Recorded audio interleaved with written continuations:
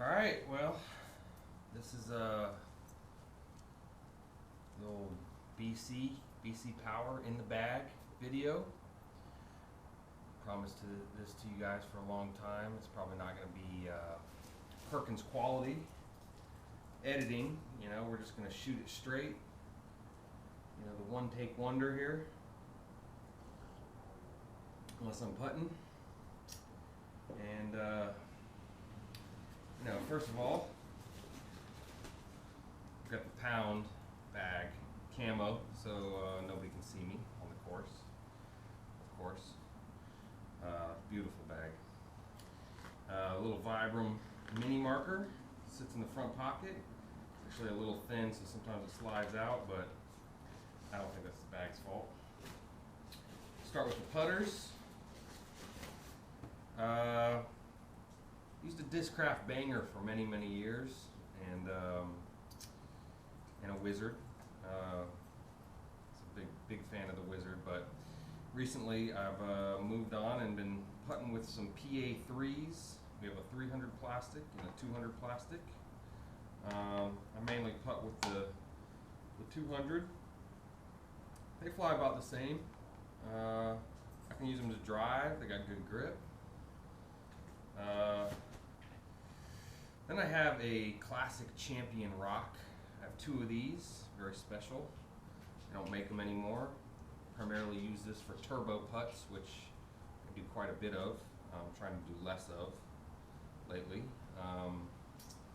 Putts getting better, backhand putts getting better, so the turbo is not used as much, but within 10 feet, the old bing bang, you know what I'm saying?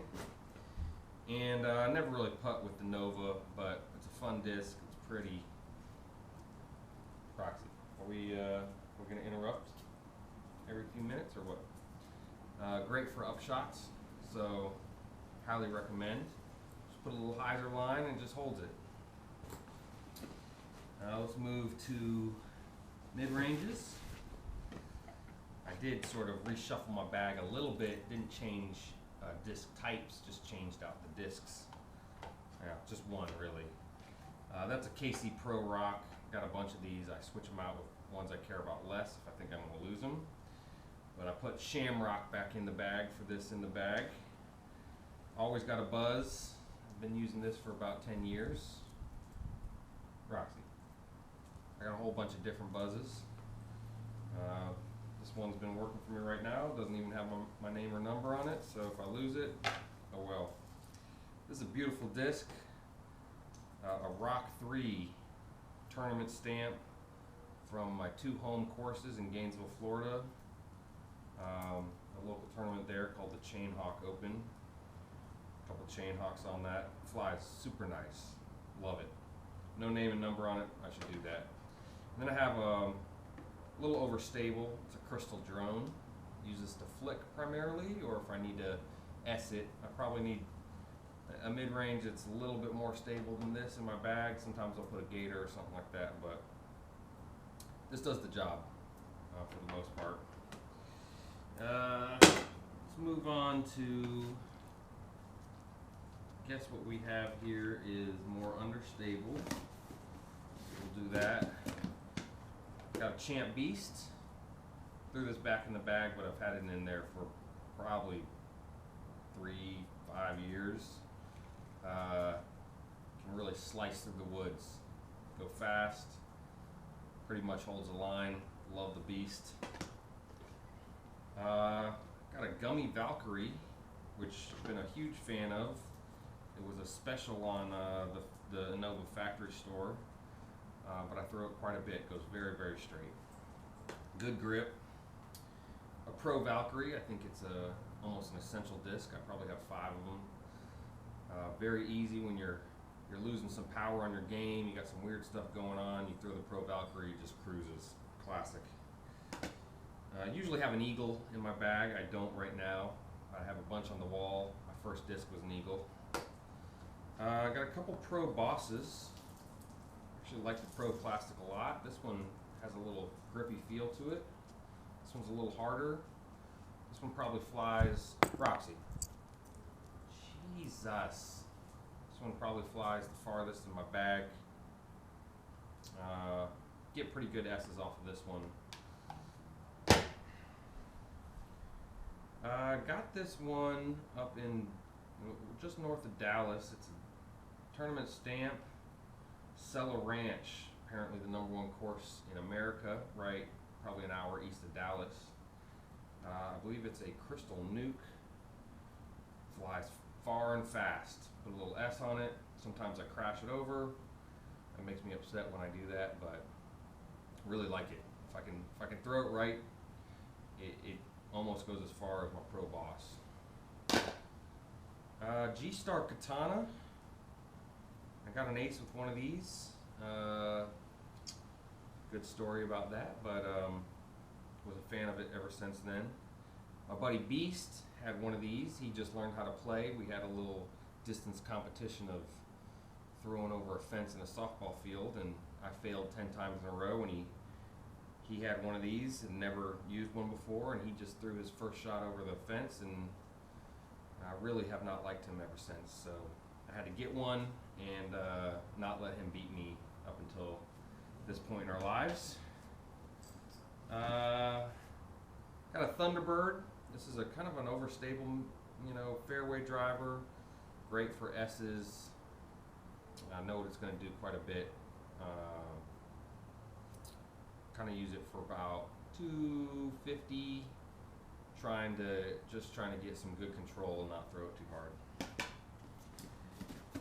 We got some overstables, and this is where I start to flick a little bit. Oh, I do have a Echo Star Boss. I throw this quite a bit. It comes in and out of my bag, and then when I see it, I throw it back in there. Very reliable, tight S, a little stable, so I can put some juice on it and it comes back for me.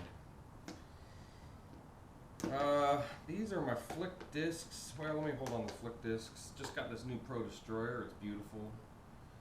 Relatively overstable, so I know what it's going to do, and I can put a lot of juice on it. I hit too many trees, I won't be able to use it anymore.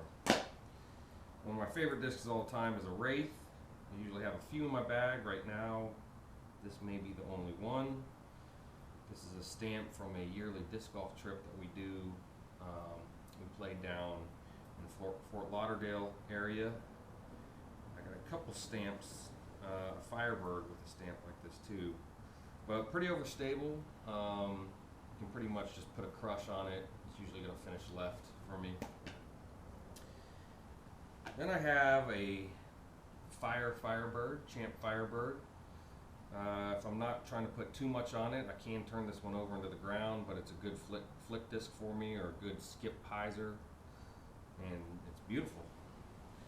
And then I have a Champ Boss, which I did some mediocre artwork on.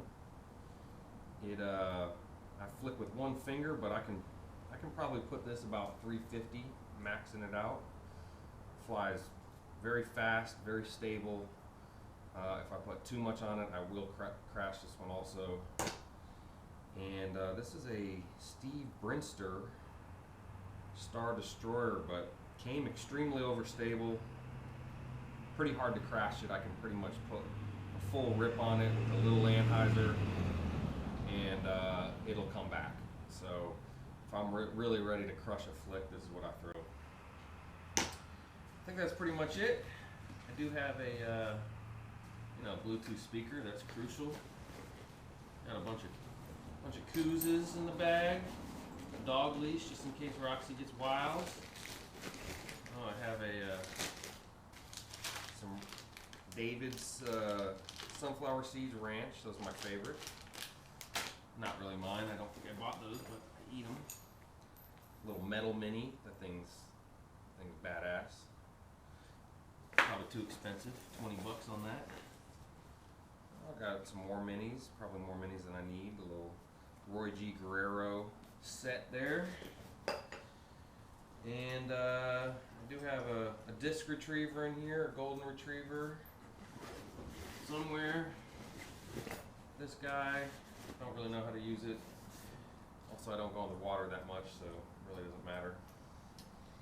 And I think that's it. So, you gotta have the